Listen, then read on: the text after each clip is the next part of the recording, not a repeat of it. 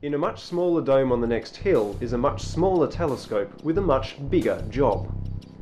The Uppsala telescope's job is to search for near-Earth objects.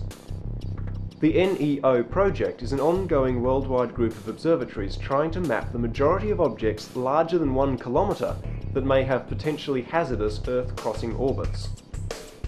In 2007, a bright comet was prominent for much of the year. Its name was Comet Begnaut. Its discoverer works in this shed. You've been an astronomer since about 1970, have you? In a sense, I've never been an astronomer at all. I was an amateur astronomer who got lucky and got some jobs working as Well, how long have you been looking for comets and asteroids? Oh, since I was a teenager. I've had a passion searching for comets since I was quite young. I was a teenager when I saw Comet Bennett in 1970. That really blew me away. I knew one day I had to find the comet. I did quite a lot of searching with telescopes and binoculars. And in the end, when I did find the comet, it was with a 85mm camera lens. How many comets have you discovered so far? 43, but only one involved any real... How many asteroids would you have discovered on top of the comet? No idea. But, no idea?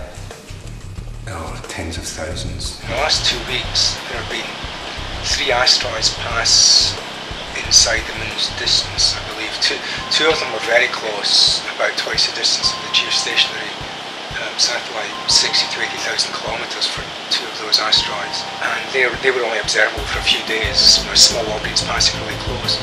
The larger objects you tend to find many times the Moon's distance, millions of kilometres away.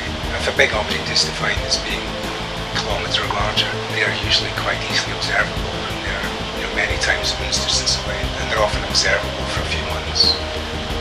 So if there was another telescope in the southern sky searching, we could perhaps cut back on the amount of sky we cover, but go fainter, and find fainter objects.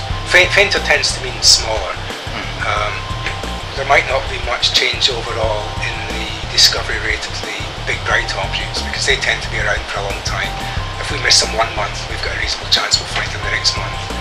With the fainter objects and the smaller objects, they're much more ephemeral. You might only have 2 weeks to, from going from non-observability to non-observability. If you miss them that time, you've got to wait until they come round again, which might be years or decades. The project is currently funded to find large asteroids larger than 1 kilometre. They tend to be relatively bright objects, so you've just got to look at the right time when they're around. You can't easily find them when they're not around. But if you have big telescopes that can search faint and they cover enough sky, eventually they can be found